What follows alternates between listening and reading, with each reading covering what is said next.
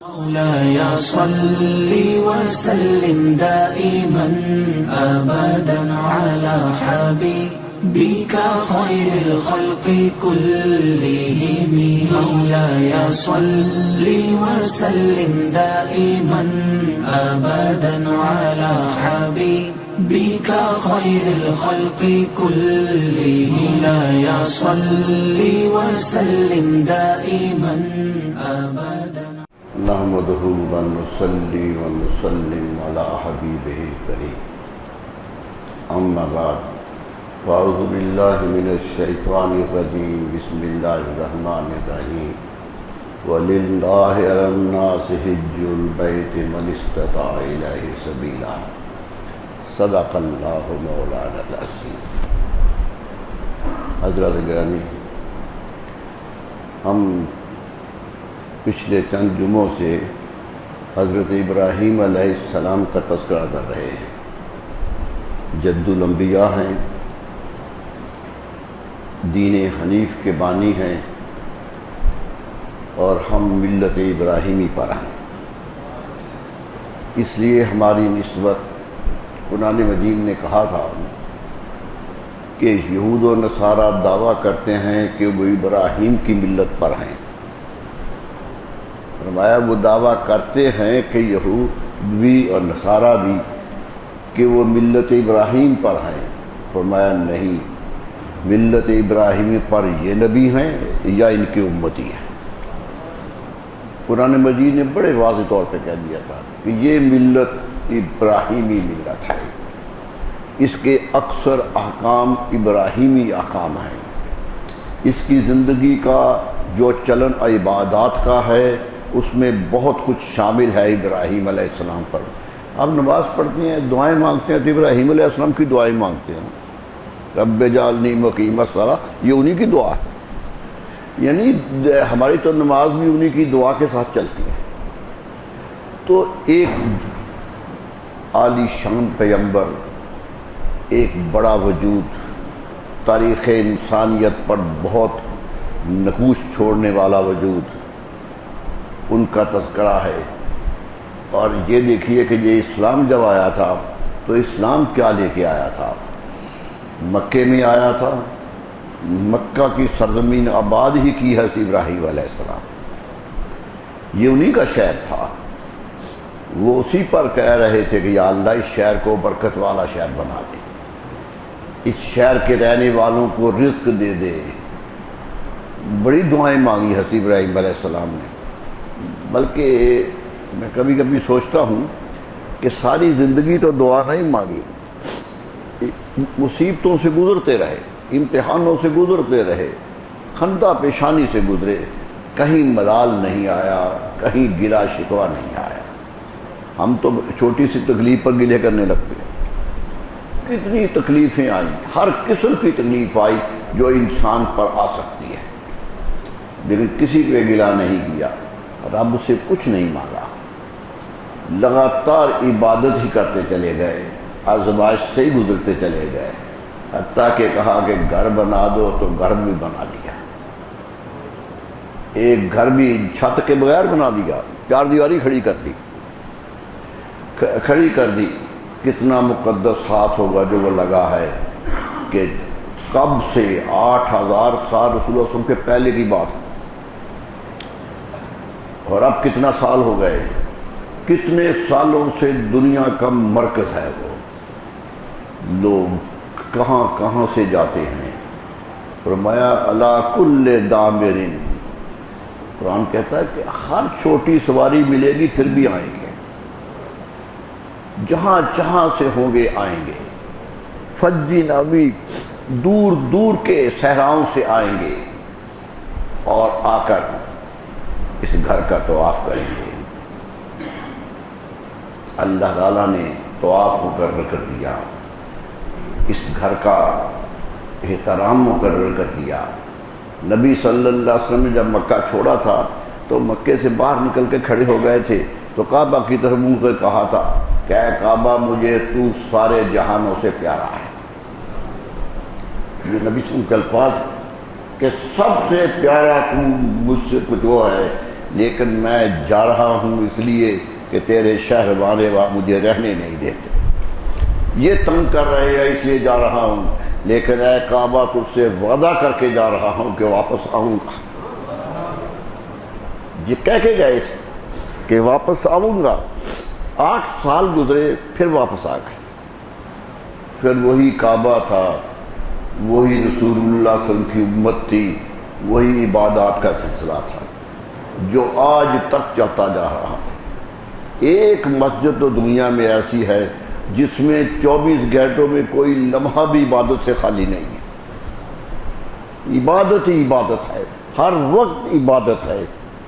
جونے والے، دور دور سے جانے والے کیا کیا کر رہے ہوتے ہیں، ذرا باہم منظر جا کے دیکھیے تو صحیح۔ آدمی کا ضمیر ہل جاتا ہے کہ یہاں کیا ہو رہا ہے۔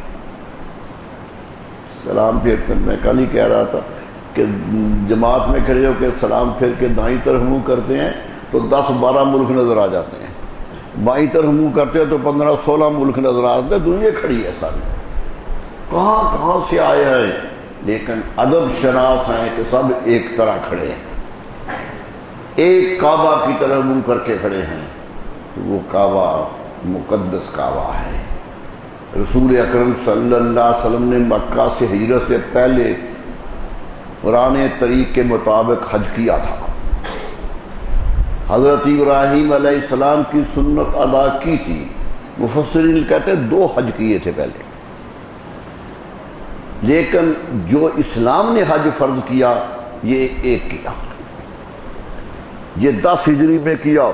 مکہ فتح ہو گیا، مکہ میں واپس آئے 8 ہجری میں۔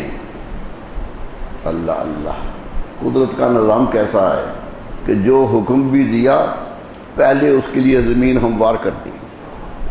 حکم دیا، نماز کا حکم دیا تو عبادت کے سجدے انسانوں کے وجود میں ڈال دیے۔ روزے کا حکم دیا تو کب دیا؟ جب روزہ رکھنا ہی مشکل۔ جنگ بدر کے بعد روزے کا حکم آ رہا ہے، بدر کی جنگ کے بعد حکم آ رہا ہے کہ روزہ رکھو۔ ایک حکم ترتیب سے آئے، سہولت کے ساتھ آئے، قوم کے مزاج کے مطابق آئے۔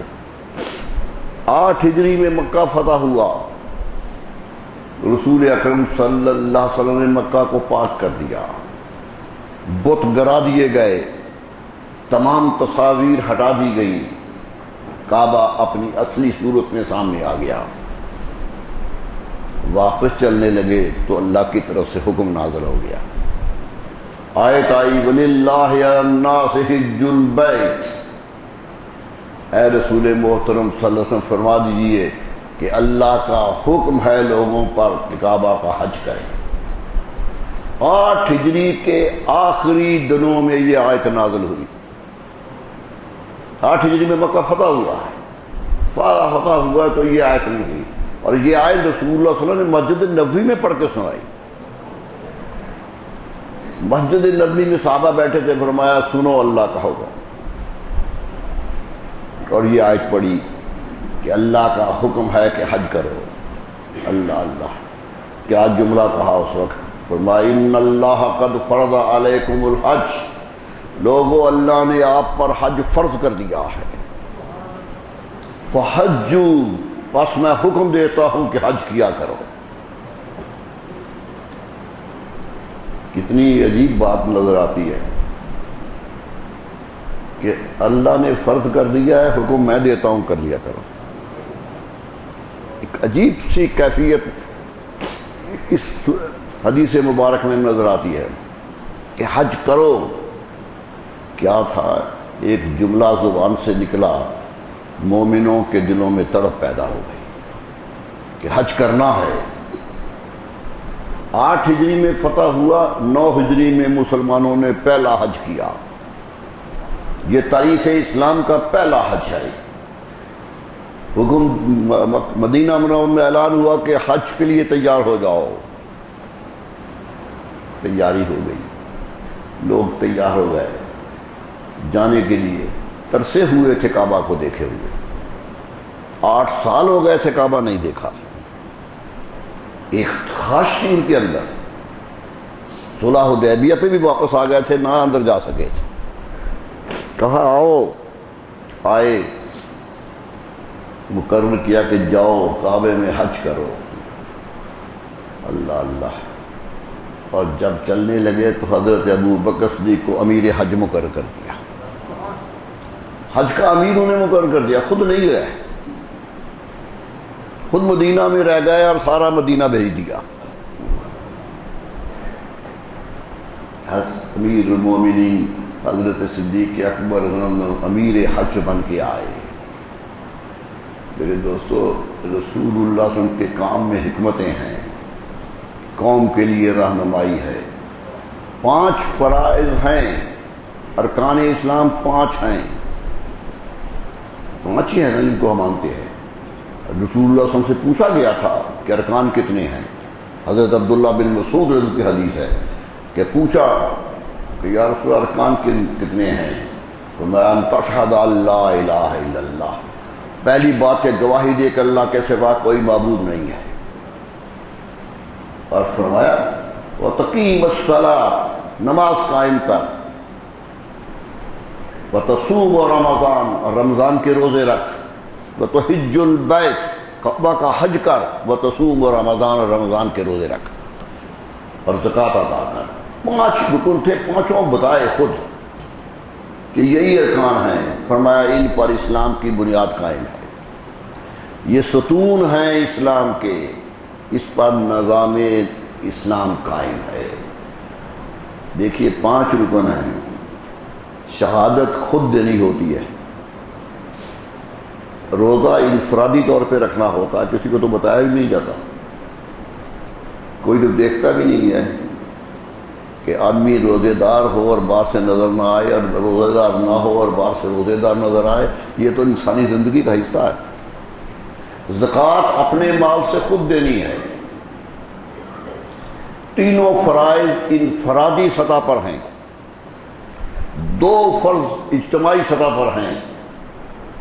ایک نماز کہ اکٹھے مل کے پڑھو، اپنا امام مقرر کر کے پڑھو، اور ایک حج کہ حج کا امام بنا کے جاؤ جو امیر حج ہو اور خطبہ حج ادا کرے. 2 ہی ہیں جہاں امیر ہو سکتے تھے. رسول اللہ صلی اللہ علیہ وسلم نے اپنی ہی ذات مبارکہ میں دونوں ہی حضرت ابو بکر کو دے دی. کیا شک رہ گئی ہے ان کی عظمت کی کہ امام بھی خود موجود، کمرے میں موجود، اور امامت وہ کرا رہے ہیں، سامنے موجود ہیں یا جماعت کرا رہے ہیں، اور مدینہ منور میں موجود ہیں اور حج کے امیر وہ ہیں. آنے والوں کو اشارہ دے دیا کہ میری رضا کیا ہے، میری نیابت کس نے کرنی ہے. اس لیے تو ہیکل کہتا ہے کہ میں حضرت صدیق اکبر کی خلافت کو تتمہ نبوت سمجھتا ہوں. بڑا سخت جملہ کہہ گیا، کہتا نبوت ہی آگے گئی ہے، کوئی چیز کی کمی نہیں آئی ہے، جو کچھ نبوی دور میں ہوا وہی ہوا، کوئی تبدیلی نہیں آئی. حتیٰ کہ جب خلیفہ بنے تو لوگوں نے کہا آپ خلیفۃ اللہ ہیں، انسان آپ اللہ کے خلیفہ ہیں دنیا میں. صحابہ نے کہا، فرمایا نہیں، انکار کر دیا. فرمایا میں خلیفۃ رسول اللہ ہوں، میں رسول اللہ کا خلیفہ ہوں. اللہ کا خلیفہ تو ہر انسان ہے. اللہ نے کہا تھا کہ آدم علیہ السلام کو ہم نے خلیفہ پیدا کیا. فرمایا میں بٹھایا، منبر پہ بیٹھے جہاں خطبہ دیتے تھے نبی صلی اللہ علیہ وسلم. منبر بنوایا گیا تھا، پہلے ایک چھڑی کے ساتھ کھڑے ہو کے خطبہ دیتے تھے، ایک ستون تھا لکڑی کا، اس کے ساتھ سہارا لے کے کھڑے ہو جاتے تھے، خطبہ دیتے تھے. کئی سال یہ رہا. کچھ صحابہ نے مشورہ دیا کہ ایک جگہ نہ بنا لی جائے جہاں بیٹھ کے خطبہ دیں. مشورہ ہوا تو ممبر بن گیا. پہلی دفعہ ممبر مسجد نبوی میں رہا. بات تو بڑی لمبی ہو جائے گی کہ جب پہلی دفعہ ممبر پہ رسول اللہ صلی اللہ علیہ وسلم کھڑے ہوئے تو صحابہ کہنے لگے ہمیں رونے کی آوازیں آنے لگیں. ایسا لگا کوئی رو رہا ہے. ہم نے غور سے دیکھا تو کوئی رو نہیں رہا تھا، آواز آ رہی تھی. رسول اللہ صلی اللہ علیہ وسلم نے سنی، ممبر سے اتر آئے اور اس ستون پہ آ کے ہاتھ رکھ دیا. حنانہ کا ستون تھا، ہاتھ رکھ دیا، فرمایا صبر کر میں یہی ہوں۔ فرمایا یہ میرے فراق میں رو پڑا ہے کہ میں اس کو آج چھوڑ کے ادھر آ گیا۔ بستن حنان از ہجر رسول، اس کا نام ہی حنانہ، حنانہ کا معنی ہوتا ہے کسی کی یاد میں رونا، اس کا تو نام ہی یہ پڑ گیا۔ آج بھی ہے، ذوق والے آج بھی دیکھتے ہیں، اگرچہ ترکوں نے بڑی محنت کی کہ منبر ستون بنا دیا پکا اور اس کے اندر اسے کھڑا کر دیا، وہ ہے اپنی جگہ لیکن ستون بنا دیا گیا۔ تو بات میں یہ کہہ رہا تھا کہ خطبہ حضور صلی اللہ علیہ وسلم نے دیا، حج بھیجا حضرت امیر المومنین حضرت صدیق اکبر رضی اللہ تعالیٰ کو، ہو گیا حج، ایک حکم بھی نافذ ہو گیا کہ اخرجت الجہود والنصارى بالجزیرۃ العرب، جزیرہ عرب سے کوئی یہودی نہ رہے، کوئی عیسائی نہ رہے، نکال دو۔ اس دن سے حکم ہے کہ غیر مسلمان نہیں جا سکتے، فرمایا نکال دو، باقی ایک مقدس جگہ بنا دی، آئے حج کے لیے بھیج دیا۔ 10 ہجری میں خود تیاری کی کہ میں حج پہ جاؤں گا۔ میرے دوستو، آج بھی امیر حج بن کے لوگ جاتے ہیں، وہ منظر دیکھیے جب صحابہ کرام رسول اللہ کی قیادت میں جا رہے ہوں، قیادت رسول اللہ صلی اللہ علیہ وسلم کی، راستے میں ایک ایک جگہ کا ذکر صحابہ کرتے ہیں کہ کیا کیا کرتے تھے۔ اتنا لمبا سفر تھا، اونٹنیوں پر سفر تھا، لیکن اس میں کیا کیا، کہاں نماز پڑھی، کہاں بیٹھے، کہاں کھانا کھایا، کہاں آگے چلے، ایک ایک کا ذکر حدیث میں موجود۔ میں نے آپ کو سنایا تھا حضرت عبداللہ بن عمر رضی اللہ تعالیٰ حضرت فاروق اعظم کے صاحبزادے ہیں، بہت بڑے صحابی ہیں، بدری صحابی ہیں، حدیث کے راویوں میں بہت بڑا نام ہے ان کا، 2-3 ہی تو ہیں جنہوں نے حدیثیں روایت کی ہیں، ان میں عبداللہ بن عمر رضی اللہ تعالیٰ عنہ بھی ہے۔ کعبہ گئے، ساتھی بھی ساتھ تھے، واپس آنے لگے تو کہنے لگے آپ چلے میں آ جاؤں گا، ساتھیوں کو روانہ کر دیا، آپ پیچھے رہ گئے۔ کہتے ہیں کئی سالوں کے بعد مدینہ پہنچے، سارے پریشان ہو گئے کہ عبداللہ رہ کے ہم گئے، آئے تو پوچھا کہ کس نے روکا تھا، کیا مقصد تھا رکنے کا؟ کہا کوئی مقصد نہیں تھا، مجھے خبر تھی کہ رسول اللہ صلی اللہ علیہ وسلم مکہ سے جب مدینہ گئے تھے تو کن راستوں پہ گئے تھے، میں وہ راستے جانتا ہوں، رسول اللہ کے جہاں جہاں قدم لگے تھے میں نے دیکھے ہیں، میرا دل میں آیا کہ ہر قدم پر سجدہ کرتا جاؤں، میں مکہ مکرمہ سے مدینہ منورہ سجدہ ہی کرتا آیا، رسول اللہ کے قدموں پہ سجدہ کرتا ہوا یہاں آیا۔ میرے دوستو، محبت یہ تھی صحابہ کی، محبت کیوں نہ ہوتی، باپ کی کتنی محبت تھی۔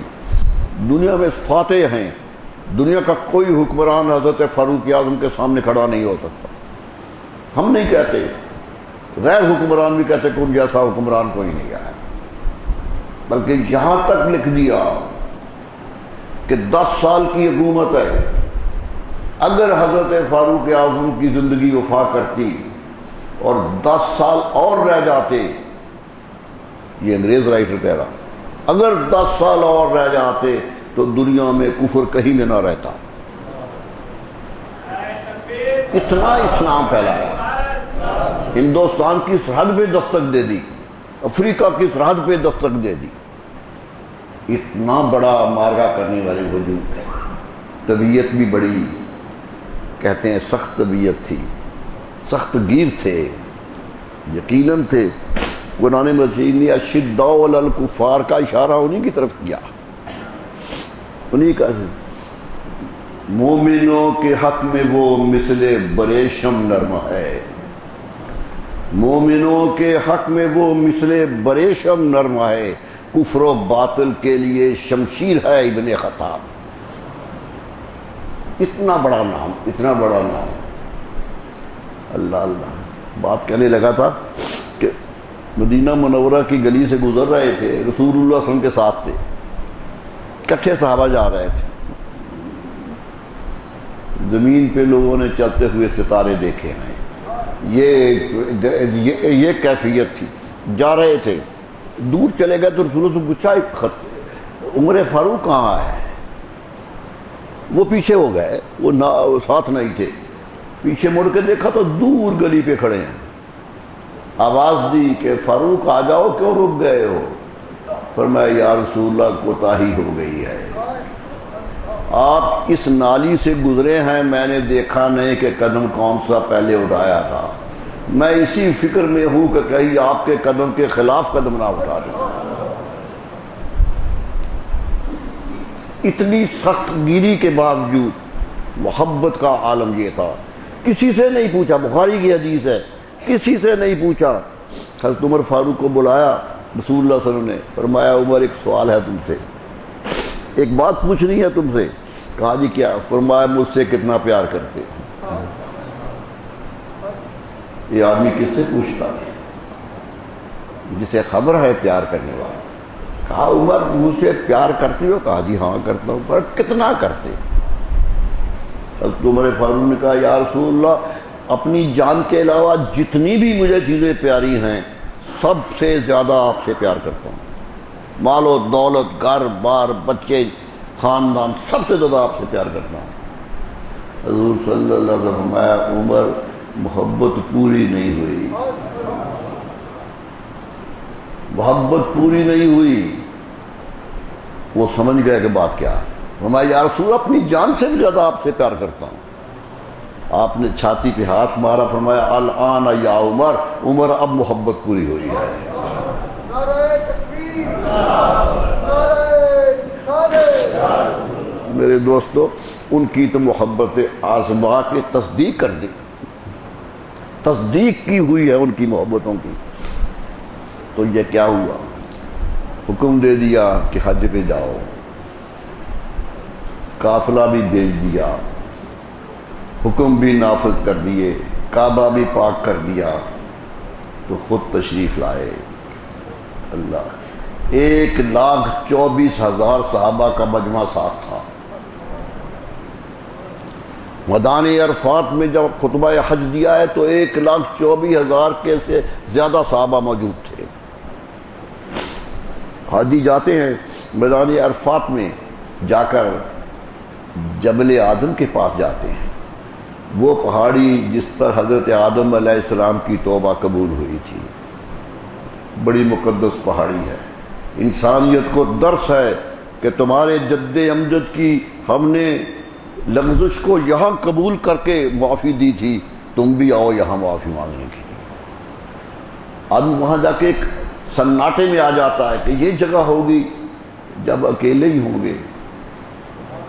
سری لنکا میں اترے تھے، پیدل چلتے ہی وہاں گئے، صحرائی صحراتا، آدمی تو تھا کوئی نہیں، انسانیت تو ابھی پیدا نہیں ہوئی تھی. وہاں تک گئے، کہتے راستے میں سمندر بھی آئے تو پتھر پھینک پھینک کے راستہ بنا لیا. غلام علی آزاد بالگرامی کی پوری کتاب اس موضوع پر آئی، بہت تفصیل سے ذکر کیا اس نے. وہاں گئے، عرفات کے میدان میں کھڑے ہو کے معافی مانگی. اللہ نے کہا ہم نے معاف کر دیا ہے، ہم نے معاف کر دیا ہے. انسانیت کو درس دے دیا کہ جس طرح جد انسانیت کی معافی ہو گئی تھی، تم بھی اللہ کے سامنے گڑگڑا کے آؤ گے تو معافیاں ہو جائیں گی. یہ ایک سبق تھا قوم کے لیے. حضور صلی اللہ علیہ وسلم وہاں آئے، خود دعا مانگی، نیچے اترے، پہاڑ کی چوٹی پہ کھڑے تھے، نیچے راستہ جاتا ہے. آج بھی جائیے، وہ جگہ مقرر ہے کہ یہ جگہ تھی جہاں رسول اللہ کھڑے ہوئے تھے. اونٹنی پہ سوار تھے، زمین پہ نہیں کھڑے تھے، اونٹنی پہ کھڑے تھے، اونٹنی وہاں کھڑی تھی. اور رسول اللہ صلی اللہ علیہ وسلم نے خطبہ دیا جو انسانیت کا منشور ہے. کیا کچھ نہیں دیا، زندگی کا سارا حسن اسی خطبے میں. اس رحمت عالم نے حسان کیا کیا نہ دیا انسانوں کو. دستور دیا، منشور دیا، کچھ راہیں دی، کچھ موڑ دیے. سب بتا دیا کہ یہاں سے مڑ کے چلنا ہے یا راست میں چلنا ہے. ایک ایک نصیحت کرتے چلے گئے. وہ خطبہ حج دیا, کہا میں جا رہا ہوں. لوگ پوچھتے ہیں جی 8 ہجری میں حج فرض ہو گیا تھا, 9 میں کیوں نہیں کیا؟ 9 میں کیوں نہیں کیا, 10 میں ہی کیوں کیا؟ میں کہتا ہوں بڑی حکمتیں ہیں اس میں. ایک تو اپنا نائب دار کرنا تھا کہ یہ میرا نائب ہے, نیابت کا اعلان کرنا تھا, صدیق اکبر کی شان کو سامنے لانا تھا. حتیٰ کہ حضرت علی کرم اللہ وجہہ بھی اس حج میں موجود تھے. صدیق اکبر نے پوچھا تھا کہ علی امیر حج بن کے آئے؟ وہ بعد میں آئے تھے. امیر حج بن کے آیا؟ فرمایا نہیں, آپ کی امارت میں حج کرنے آیا. اللہ اللہ. آئے تھے, خود نہیں آئے تھے, اس لیے ان کو حج کا فریضہ انجام دینا پڑا. اگر میرے دوستوں وہ 9 کو بھی آ جاتے تو 10 کا حج موجود تھا, پھر 10 کو بھی ہوتا ہے. رسول اللہ صلی اللہ علیہ وسلم اپنے حیات مبارکہ میں 2 حج کر سکتے تھے, 2 حج ہو سکتے تھے. ایک چھوڑ دیا, ایک کیا. کتنے غریبوں کے ہمدرد نکلے. علماء کہتے ہیں وہ غریبوں کی صف میں کھڑے ہو گئے کہ ساری عمر زور لگا کے جو ایک مرتبہ بھی آئے گا وہ اس فخر سے آئے کہ میرے رسول نے 1 حج کیا تھا. اس پر 2-4 حج کرنے والا کوئی فخر نہ کرے کہ میں زیادہ حج کر کے آیا ہوں. وہ کہہ سکتا ہے تیرے حج 10 بھی ہو سکتے ہیں, میرے رسول کا 1 تھا, میرا بھی 1 ہے. ایک پیغام دیا انسانیت کو, ایک ان لوگوں کو جن کے دل اس پر پریشان ہو سکتے تھے انہیں حوصلہ دیا, کہہ دیا کہ آؤ. اور پھر اس دن سے لوگ جا رہے ہیں. اللہ اللہ, کس طرح قافلے جاتے ہیں. قرآن نے کہا آئیں گے, یہ خود آئیں گے, دور دور سے آئیں گے. کس جگہ سے؟ وہاں جا کے پوچھئے تو نیشنلٹیاں دیکھیے تو حیران ہو جاتے ہیں کس کس جگہ سے آئے ہیں. اللہ تعالیٰ نے توفیق دے دی ہے مسلمانوں کو, اور یہی مسلمانوں کے زندہ رہنے کی دلیل ہے کہ وہ رسول اللہ کے نقش قدم کو آج بھی تھامے ہوئے ہیں, کمزور ہونے کے باوجود تھامے ہوئے ہیں. وہاں تو بڑے بھی چھوٹے اور چھوٹے بھی بڑے ہوتے ہیں. اللہ اللہ. حضرت فاروق اعظم کا زمانہ تھا کہ حج ہوا. جبلہ بن اہم شام کا حکمران تھا, عیسائی, بہت بڑی طاقت تھی اس کے پاس, بہت بڑا حکمران تھا, آباد علاقے کا حکمران تھا. حضرت فاروق اعظم کا حملہ ہوا اس ملک پر, وہ گھبرا گیا اور اسلام قبول کر گیا. جبلہ بن اہم حاکم شام بھی مسلمان ہو گیا, مدینہ منورہ آ گیا, وہاں رہا لوگوں کے ساتھ, حج پہ ساتھ گیا. بادشاہ تھا آخر, حج پہ گیا, احرام باندھا ہوا تھا, گھوم رہا تھا کہ ایک بوریا نشین, ایک بدوی کا پاؤں اس کے احرام پہ آ گیا.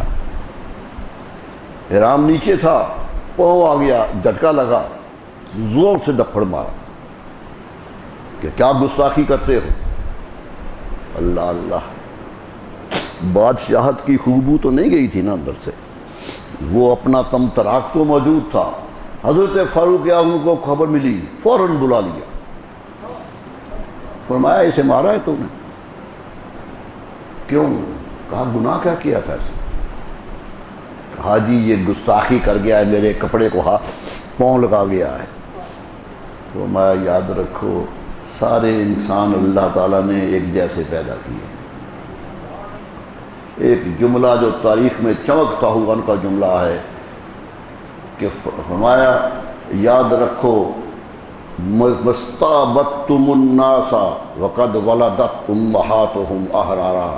فرمایا کب سے تم نے لوگوں کو اپنا غلام بنا لیا ہے, حالانکہ ہر ماں نے اپنا بچہ آزاد پیدا کیا. فرمایا یہ آزاد ہے. فطرت اسلام پر ہے، تم نے کیوں کیا؟ بلایا اس بدوی کو، فرمایا ایک گپڑ مارو اس کے منہ۔ تاریخ حیران ہے کہ ایک بادشاہ سامنے کھڑا اور کہہ رہا، فرمایا نہیں، اسلام مساوات کا قائل ہے، جزا و سزا میں کسی کی تمیز نہیں کرتا، بڑا بھی سزا پائے تو سزا ہونی چاہیے، چھوٹا بھی گناہ کرے تو گناہ کی سزا ملنی چاہیے۔ تاریخ حیران ہے کہ جبلہ بن احمد کہنے لگا مجھے سوچ لینے کا موقع دے دے، یا میں معافی مانگوں، تو میں کل فیصلہ کریں گے تمہارا۔ راتوں رات وہ بھاگ گیا مدینہ سے اور پھر عیسائی ہو گیا۔ معلوم ہوا غرور اندر رہے تو اسلام اندر ٹھہرتا نہیں ہے، اسلام عجز و انکساری کے ساتھ آتا ہے۔ چلا گیا ہے۔ فاروق اعظم کا دبدبہ دیکھیے، بادشاہ کانپ رہے تھے، بہت بڑے تھے، حکمرانی کے لیے ایسے ہی آداب مقرر کیے گئے۔ خود کہہ کرنے گیا، ایک موضوع سے ہٹ کے ایک بات یاد آ رہی ہے، شام بن عبد الملک حکمران تھا، بنو امیہ کا حکمران شام، 20 سال کی حکمرانی ہے اس کی۔ بنو امیہ میں سب سے لمبا حکمران یہی ہے، لمبی سلطنت اسی کی ہے، لمبی عمر بھی اسی کی ہے سلطنت کی۔ حج کرنے آیا، طواف کیا تو حجر اسود کو بوسہ دینا تھا، سامنے کھڑا ہو گیا حجر اسود کے، کہ رش تھا لوگوں کا، بہت دنیا تھی، کہ ذرا کم ہو تو آگے جا کے بوسہ دوں۔ کافی دیر کھڑا رہا، رش کم ہی نہیں ہو رہا، دیکھتا رہا لگاتار حجر اسود کو، لیکن آگے جانے کی ہمت نہیں ہو رہی۔ ساتھ مصاحب بھی کھڑے تھے۔ یہ بات ضرور ہے کہ اتنی جرت نہیں کی کہ ڈنڈا مار کے پیچھے کر دو، میں نے کرنا ہے، یہ اس نے بھی نہیں کیا، کھڑا رہا، انتظار کرتا رہا۔ اتنی دیر میں دیکھا کہ ایک طرف سے ایک بزرگ آ رہے ہیں، لوگوں نے کنکھیوں سے دیکھا کون آ رہا ہے تو پیچھے ہٹ گئے، راستہ چھوڑ دیا۔ وہ جو ہجوم پل پڑا تھا حجر اسود کو، سارا پیچھے ہٹ گیا، راستہ صاف مل گیا۔ وہ آئے اور آ کے حجر اسود کو بوسہ دیا اور چلے گئے۔ شام ملک کا بادشاہ کھڑا دیکھ رہا ہے، وہ جانتا ہے یہ کون ہے، اسے خبر ہے کہ یہ کون آیا تھا، لیکن خفت مٹانے کے لیے کہہ نہیں رہا، کہتا من ھذا، یہ کون ہے؟ جب آدمی کسی کو پہچاننے کی کوشش نہ کرے تو چھوٹا کرنا چاہتا ہے، کہنے گا یہ کون ہے؟ اللہ اللہ، من ھذا کا جملہ منہ سے نکلا، گھبراہٹ میں کہ یہ کون تھا جو پیچھے ہٹ گئے لوگ۔ فرزدق اس دور کا سب سے بڑا شاعر، بنو امیہ کے دور کا 3 بڑے شاعروں میں نمایاں شاعر، بادشاہ کا درباری شاعر، قصیدے لکھتا تھا بادشاہ کے، انعام لیتا تھا، وہ بھی ساتھ آیا ہوا تھا، ساتھ کھڑا تھا۔ جب اس نے کہا من ھذا تو اس سے صبر نہیں ہوا۔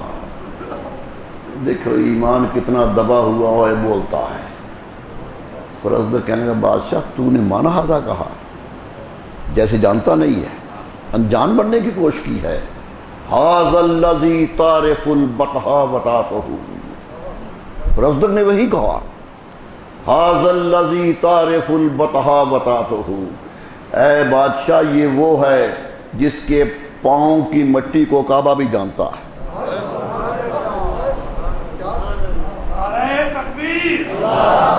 ھذا الذی تعرف البطحا وطاطہ، اس کے پاؤں کے نیچے جو چیز آ جائے اسے کعبہ پہچانتا ہے، تو اسے نہیں پہچانتا۔ والبیت یعرفہ والحل والحرم، کعبہ بھی اسے جانتا ہے یہ کون ہے، اور جو حج پہ آیا ہے وہ بھی جانتا ہے، اور جو گھر میں بیٹھا ہے وہ بھی جانتا ہے۔ ھذا ابن تقی نقی، اللہ اللہ، یہ متقیوں کی اولاد ہے، یہ پرہیزگاروں کا بیٹا ہے۔ شاعر ابل پڑا، کہتا چلا گیا کون تھے؟ امام زین العابدین تھے، امام زین العابدین تھے۔ شاعر پٹ پڑا، 21 شعر کہے، آج بھی ایک ایک شعر ایمان کی دلیل ہے. فرمایا یہ لیسا قولو کمن ھذا ینکرہ، تیرا یہ کہنا یہ کون ہے، اس سے یہ چھوٹا تو نہیں ہو جائے گا. واہ واہ واہ، معرفہ سے نکرہ تو نہیں بن جائے گا. یہ تو وہ بات ہے جسے سب جانتے ہیں، تو کیوں نہیں جانتا؟ بادشاہ نے تو حیرت سے کہا تھا نا، اس لیے کہ وہ شرمندہ سا ہو گیا تھا، لیکن شاعر نے سارا کچھ کھول کے رکھ دیا. لیسا قولک من ھذا ینکرہ، تیرا کہنا کہ یہ کون ہے یہ جملہ اسے چھوٹا نہیں کرے گا. یہ بہت بڑا وجود ہے. تعریف کرتا چلا گیا، بے باک ہو کے کرتا گیا کہ میں بادشاہ کے سامنے کہہ رہا ہوں. کہہ گیا، بادشاہ نے حکم دیا اسے گرفتار کر لو. برس درباری شاعر گرفتار ہو گیا، قید میں ڈال دیا گیا، کیونکہ اتنی بڑی توہین کر دی تھی اس نے سامنے، قوم کے سامنے. حضرت امام زین العابدین کو خبر ملی کہ فرزدق میری محبت میں مارا گیا ہے. ایک تھیلی اشرفیوں کی بھیجی قید میں کہ بچوں کو دے دو، کہیں بچے بھوکے ہی نہ ہوں. بادشاہ نے تو اپنے روزینے بند کر دیے، وہ تو عطایا بند ہو گئے ہیں. آج کیا ہے؟ بھیجا، فرزدق نے لینے سے انکار کر دیا. کہنے لگا بادشاہ بڑی قصیدے لکھے، بادشاہوں کے انعام بھی لیا. یہ قصیدہ میں نے ایمان کے لیے کہا تھا، انعام کے لیے نہیں کہا تھا. یہ میرے ایمان کی دلیل تھی، یہ انعام کے خاطر نہیں. انعام تو بڑے لے لیے میں نے، مجھ پر تو اشرفیاں برستی رہی ہیں. آج بھی اس کی شاعری پڑھو تو حیرت ہوتی، بڑا سر بلند شاعر ہے. اللہ اللہ. امام زین اللہ نے کہنے لگے بیٹا تیری بات تو سچی ہے، لیکن ہم بھی جب دیتے ہیں تو واپس نہیں لیتے. لے لو، ہم نے ایک کرم کیا ہے. میں کہنا چاہتا ہوں کہ کعبہ وہ جہاں شام بھی کھڑا لوگوں کو دیکھ رہا ہے، بڑے بڑے لوگ دیکھ رہے ہیں. کسی کے لیے آج بھی جائیے، حالات بدل چکے، شہنشاہیت آ گئی، لیکن آج بھی گھیرا ڈال کے خالی نہیں کروایا جاتا حجر اسود کہ لوگ چوم لیں. یہ الگ بات ہے کہ 4-5 سپاہی آگے خود چومنے کے لیے آ جائے اور رستہ بنا دیں. بہانہ کرتے ہیں، لیکن حجر اسود کی عظمت اسی طرح برقرار ہے. حضور صلی اللہ علیہ وسلم خود آئے تھے، حج پہ آئے. صحابہ کہتے ہیں طواف کیا، 4 طواف عام سے کیے، 3 میں ذرا تھوڑا سا جوش دکھایا. آج بھی حکم یہی ہے کہ ذرا اچھل کے کیا جائے. اور میں جب حجر اسود پہ آئے تو بوسہ دیا، پھر آئے بوسہ دیا. ایک دمہ پیچھے کھڑے ہو گئے، دور سے ہی استعلام کر لیا. 2 سنتیں جاری کر دی کہ چوم سکو تو چومو ورنہ دور سے سلام کر لو. عاجزوں کے لیے ایک سہولت پیدا کر دی. اللہ اللہ. چوم لیا نا پتھر کو. کہتے ہیں جنت سے آیا تھا، جو آیات میں آتا ہے. میں کہتا ہوں کچھ بھی ہو، جنت والا تو وہ بن گیا ہے جب رسول اللہ کے لب لگ گئے ہیں. عظمت اس کی اس سے بنی ہے. حضرت فاروق اعظم خلیفہ وقت تھے، حج کرنے خود آئے. طواف کرتے کرتے جب حجر اسود پہ آئے تو ٹھہر گئے. پوچھئے ساتھ تاڑے کیا کہتے ہیں؟ کہتے کھڑے ہو کے حجر اسود کو دیکھنے لگے. فرمایا انما انت حجر، اے حجر اسود تو صرف پتھر ہے. انما کا سیگا حصر کا سیگا ہوتا ہے عربی میں، کس کے سوا کچھ نہیں ہے. لا ینفع ولا یضر، تو اس سے نہ نفع ملتا ہے نہ نقصان ملتا ہے. اتنی بے باکی سے کہہ دیا کہ تو صرف پتھر ہے. لیکن لوگ پوچھتے ہیں میں چومنے لگا ہوں. ہمیں حیرت ہے کہ پتھر کو چومنے لگا. لولا رسول اللہ صلی اللہ علیہ وسلم قبلک ما قبلتک، اگر میرے رسول صلی اللہ علیہ وسلم نے تجھے نہ چوما ہوتا تو عمر کبھی نہ چومتا۔ چومنے اس لیے لگا ہوں کہ رسول اللہ نے چوما ہے، بتا دیا آنے والوں اس نیت سے آؤ کہ حجر اسود نہیں چومنا ہے، رسول اللہ کی ادا کو چومنا ہے، ادائے رسول چومنا ہے۔ اللہ اللہ، کتنی بابرکت منظر ہوگا وہ جب بوسہ دیا ہوگا رسول اللہ صلی اللہ علیہ وسلم، صحابہ دیکھ رہے ہوں گے، اور کتنے خوش قسمت صحابہ ہوں گے جنہوں نے جگہ بھی دیکھ لی ہوئی کہاں دیا، دیکھا۔ اللہ، میں نے شاید آپ کو پہلے بھی بتایا تھا، میں سعودی عرب میں تھا تو حج کرنے آئے، تو ایک پروفیسر سعودی، بڑے سخت طبیعت کے ہوتے ہیں آپ جانتے ہیں، اور جو پڑھا لکھا ہو تو وہ تو اور سخت ہوتا ہے، وہ میرے ساتھ تھا۔ وہاں آیا تو کہنے لگا پاکستانی بہت بری قوم ہے، بڑے عجیب مزاج ہے ان کا۔ میں کیا ہو؟ کہتا حجر اسود پہ آئے تو دھکے دیتے ہیں کہ چومنا ہے، دھکے دیتے ہیں ادھر سے۔ میں نے کہا بیچارے زندگی میں ایک ہی مرتبہ آئے ہوتے ہیں، خواہش پنپ رہی ہوتی ہے حجر اسود کو چومنے، اس لیے کوشش کرتے ہیں، یہ زندگی بھر کی خواہش ہے، تم تو یہاں رہتے ہو روز چوم لیتے ہو، اس لیے چومتے۔ کہنے کا چلو یہ بھی دلیل تمہاری مان لی کہ وہ دور سے آئے ہیں اور چومنا چاہتے ہیں، لیکن جب حجر اسود کے اندر سر کرتے ہیں تو کبھی ادھر چومتے ہیں، کبھی ادھر چومتے ہیں، کبھی اوپر کبھی نہیں، چومتے ہی جاتے ہیں، سر نکالتے ہی نہیں ہیں۔ ہم نے دیکھا ہے وہاں نکلتے نہیں، سر کھینچ کھینچ کے سر باہر نکالا جاتا ہے۔ میں نے کہا یہ بھی بات تم سمجھے نہیں ہے، ارے یہ پتھر چومنے آتے تو ایک جگہ سے چوم کے چلے جاتے، یہ تو اپنے رسول اللہ کے لب تلاش کرنے آئے ہیں، یہ تو دیکھ رہے ہیں کہ میرے رسول کے لب کہاں لگے تھے، قسمت ہو جائے تو میرے بھی لگ جائے، یہ تو لب رسول کی تلاش میں آئے ہیں، حجر اسود کی تلاش میں نہیں آئے ہیں۔ حجر اسود تو پہلے بھی تھا، آج وہ مقدس ہے۔ اللہ اللہ، علامہ اقبال سے پوچھو کیا کہتا ہے، کس محبت سے کہتا ہے؟ فرمایا یا رسول اللہ تو فرمودی رہے بتہا گرفتین، آپ نے فرمایا تھا حج کرو تو میں آ گیا، یعنی صاف کہہ رہا کہ آپ کے حکم پر آیا۔ تو فرمودی، آپ نے فرمایا تھا، رہے بتہا گرفتے، بتہا کے راستے پہ چل پڑا ہوں، وگرنہ جز تمہاران منزل نیس، ورنہ میری محبت کی منزل تو آپ کی ذات ہے، میں تو آپ کے پاس آنا چاہتا تھا، آپ نے کہا ادھر سے ہو کے آؤ، میں ادھر چلا گیا، یہ تو آپ کا حکم مجھے ادھر لے گیا ہے، ورنہ ہماری منزل تو آپ ہے۔ بمصطفیٰ بے رسوان خیش راکدی، کھل کے کہہ دیا اس نے کہ رسول اللہ کے پاس پہنچو کہ دین ان کا نام ہے، دین رسول اللہ کے وجود کا نام ہے۔ اور کسے کہہ رہا ہے؟ دیوبند کے سب سے بڑے امام کو کہہ رہا، نام لے کے کہہ رہا، شور ہو گیا کہ اتنا سخت شعر کہہ دیا۔ اللہ اللہ، آج اسے مٹانے کی کوشش بھی کی گئی، کرمگان حجاز سے نکال دیا جائے، لیکن آج تک چھپتا ہے۔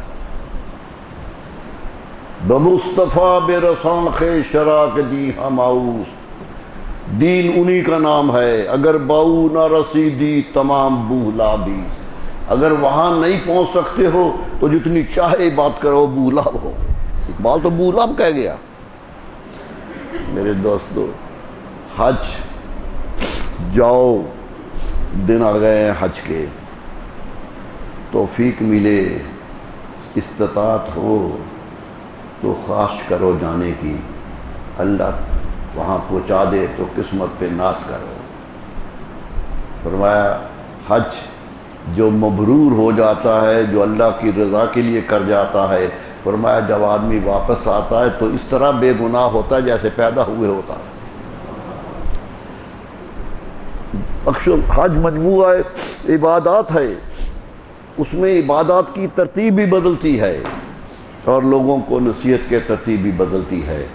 میرے دوستو، جانے کی کوشش کیجئے، خواہش رکھیے کہ وہاں جانا ہے، اور وہاں جا کر اللہ اللہ، بہت پرانا شعر یاد آ رہا ہے کہ الہی سب سے بہتر ہے تیرا دربار بیت اللہ، الہی سب سے بہتر ہے تیرا دربار بیت اللہ، دکھا دے مجھ کو بھی وہ دولت دیدار بیت اللہ، دکھا دے مجھ کو بھی وہ دولت دیدار بیت اللہ، بچھاؤں فرش آنکھوں کا تیرے کعبے کی گلیوں میں، بچھاؤں فرش آنکھوں کا تیرے کعبے کی گلیوں میں، لٹا دوں نقد جائے اپنا سرے بازار بیت اللہ۔ لیکن شاید خوب شناس ہے، سمجھتا ہے کہ بات کس طرح کرنی ہے، اتنی عشق کا اظہار کے فوراً کہتا ہے دکھا دے ساتھ کعبہ کے حبیب پاک کا روضہ،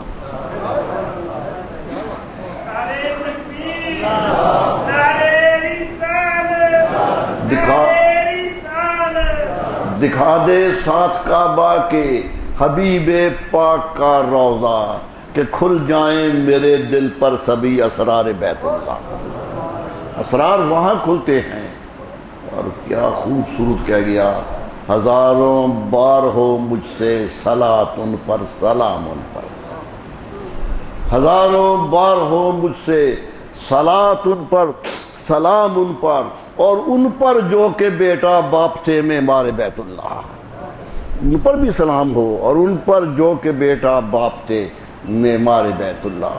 میرے دوستو، بیت اللہ کی خواہش رکھیے، جانے کی کوشش کیجیے، پیارا وطن ہے رسول اللہ صلی اللہ علیہ وسلم کو، خود محبت ہی آپ کو، اس محبت کا ازالہ یہی ہے کہ ان قدموں پہ جائیے، دیکھیے پیدائش کہاں ہوئی تھی، دیکھیے غار حرا میں عبادت کیسے کرتے تھے، غار ثور پر توفیق ہو تو چڑھ کے دیکھیے کہ اتنا اونچا سفر کیسے کر لیا، پہاڑ 3 میل اونچا شمار، 3 میل کی چڑھائی، بڑوں بڑوں کے پاؤں کام جاتے ہیں، رسول اللہ صلی اللہ علیہ وسلم اس پہ بھی چڑھ گئے، کہتے راستے میں تھے، حضرت صدیق اکبر نے کہا یا رسول اللہ ایک میری خواہش ہے، دونوں ہی تھے، کہا کیا؟ میں حضور میرے کندھے پہ سوار ہو جائیے، مجھے جب آپ کے پاؤں کو پتھر لگتا ہے تو تکلیف ہوتی ہے، مجھے دکھ ہوتا ہے کہ پتھر آپ کے پاؤں کو لگتے ہیں۔ رسول اللہ صلی اللہ علیہ وسلم نے انکار نہیں کیا، کندھے پہ سوار ہو گئے، ارے 3 میل کی چڑھائی چڑھ گئے ہے صدیق اکبر اپنے رسول کو کندھے پہ لے کر، اتنا قرب آ گیا، بتا دیا کہ نبوت کا بوجھ میں اٹھا سکتا ہوں، میں اٹھا کے لے جا سکتا ہوں۔ میرے دوستو، بڑی حکمتیں ہیں، اس کو دیکھیے اور سوچیے کہ رسول اللہ کا انتخاب کیا تھا۔ خیال ہوتا نا کہ غار ہے، غار دیکھ کے چھپنے کے لیے چاہیے تھے نا، مکے والے پیچھے لگے ہوئے تھے تو غار میں چلے گئے ہم لوگ۔ غار بھی ایسی ہے کہ حیرت ہوتی ہے، آپ میں سے جوان گئے ہوں گے جو گئے ہیں، اندر جائیے، غار کا چھوٹا سا دروازہ ہے، اندر جائیے تو اندر ایک پتھر پڑا ہوا ہے لمبا سا، اور پتھر اس طرح پڑا ہوا ہے کہ اسے غور سے دیکھے تو لگتا ہے بیل بیٹھا ہوا ہے، اس لیے اسے سور کہتے ہیں، غار سور اس لیے کہتے ہیں بیل والی غار، اس طرح پڑا ہوا ہے، ایک بیل بیٹھا ہوا ہے، اس کے اوپر تھوڑی سی جگہ ہے اور آخری ایک سوراخ ہے ہوا آنے کے لیے، اور ادھر اس کے ساتھ یوں کھڑے ہو جائیے، بیل کے ساتھ کندھا جوڑ کے کھڑے ہو جائیے تو کعبہ سامنے ہے۔ رسول اللہ کا انتخاب بھی دیکھیے، غار بھی ڈھونڈی تو کعبہ کے رخ کی ڈھونڈی، سیدھا کعبہ، غار حرا جائیے، اندر داخل ہو جائیے تو اللہ اکبر کا جی کر دیجئے، سیدھا کعبہ، کوئی جگہ نہیں لی آپ نے جس کا رخ کعبے کی طرف نہیں رہا۔ یہی دیکھیے، پھر رسول اللہ کی عظمتوں کو دیکھیے، کہاں گئے ہوں گے، کہاں خیمے گاڑے ہوں گے، اللہ اللہ۔ ایمان ہو تو پھر جہاں جہاں وہ ٹھہرے ہیں وہی جگہ مقدس لگتی ہے۔ اللہ تعالیٰ سے دعا ہے کہ اللہ تعالیٰ سب کو توفیق دے وہاں جانے کی، سب کو حج کی توفیق عطا فرمائے، روضہ رسول پہ جانے کی توفیق عطا فرمائے۔ ایک صاحب مجھے ملے، کہنے لگے میں نے حج تو 2-3 دفعہ کیے ہیں لیکن روضہ رسول پہ بہت دفعہ گیا، یہاں سے سیدھے مدینہ جاتے اور مدینے سے آ جاتے۔ سعودی والے کہتے ہیں کہ فیصل آباد کا تو اڈا ہی مدینہ منورہ ہے، آتے ہی سیدھے وہاں ہے۔ میں نے کہا یہ بھی کس بات ہے، حج کے لیے تو ہے نا کہ ایک حج، جب رسول اللہ صلی اللہ علیہ وسلم نے یہ آیت پڑھی تھی کہ کعبہ کا حج کرو تو ایک صحابی کھڑے ہو گئے تھے، کہنے لگے یا رسول اللہ فی کل عامین یا رسول اللہ، یا رسول اللہ توفیق رب نے کہا ہو تو حج کرو، توفیق ہر سال ہو تو کیا ہر سال کرنا؟ صحابہ نے پوچھ لیا کہ ہر سال حج فرض ہے جب توفیق ہو؟ آپ نے سنا، جواب نہیں دیا، منہ ادھر کر دیا۔ اس نے پھر سوال کیا، پھر ادھر کر لیا، 3 مرتبہ سوال کیا، آپ نے 3 مرتبہ جواب نہیں دیا اور فرمایا کیوں پوچھتے ہو، لو کنت نعم لوجبت، اگر میں کہہ دیتا ہاں تو ہر سال فرض ہو جاتا، میں تو اپنی امت کے لیے آسانیاں ڈھونڈ رہا ہوں، حج ہر سال نہیں، حج ایک فرض ہے میرے دوستو۔ عشاق کی حاضری مدینے تو ہر لمحہ فرض ہے، وہ تو حاضری کا میدان ہی اور ہے، جائیے گا اور وہاں دیکھیے گا کہ اس گنبد کے نیچے کون ہے، گنبد کو دیکھیے گا۔ میں نے پہلے بھی سنایا تھا کہ مسجد نبوی میں بیٹھے تھے تو ڈاکٹر ساجد الرحمان صاحب، بڑا مشہور نام ہے، دارہ تحقیقات میں رہے ہیں، وہ میرے ساتھ تھے، کہنے لگے ڈاکٹر صاحب یہ گنبد نظر آ رہا ہے، گنبد کے بارے میں کوئی شعر پڑھ دیں، اچھا لگتا ہے۔ میں نے کہا میرے شعر کا ایک شاعر ہے جو کہتا ہے کسی مقام میں بھی ایسا مکی نہیں ہوگا، کوئی مکان دنیا کا نہیں ہے جس میں یہاں کا مکین ہو، کوئی کسی مقام میں بھی ایسا مکین نہیں ہوگا، اس افتخار میں یکتا ہے گنبد خضرا، یکتا وقار رکھتا ہے کہ میرے اندر وہ ہے جو کہیں بھی نہیں ہے۔ جائیے ان کو دیکھیے، اللہ تعالیٰ توفیق دے حاضری کی، قبولیت کی، خواہش رکھیے، جا سکیں۔ ہمارے صوفیہ کہتے ہیں جانا بڑا ثواب ہے، جانے کی ہمت نہ ہو تو جانے کی خواہش رکھنا بھی بڑا ثواب۔ دل میں تمنا رہے کہ جب جانا ہے تو ادھر جانا ہے۔ اللہ تعالیٰ سے دعا ہے اللہ سب کو جانے کی توفیق عطا فرمائے۔ حج آ رہا ہے، چند دنوں کے بعد حج ہے، ہم یہاں ہوں گے، حاجی حج کر رہے ہوں گے، دعائیں مانگ رہے ہوں گے، آپ یہاں سے دعا کیجئے، قربانیاں کیجئے، اور بڑی عید کو منانے کے لیے جوق در جوق آئیے گا۔ اللہ تعالیٰ سب کو توفیق دے۔ مولاي صل وسلم دائما أبدا على حبيبك خير الخلق كلهم، مولاي صل وسلم دائما أبدا على حبيبك خير الخلق كلهم، مولاي صل وسلم دائما أبدا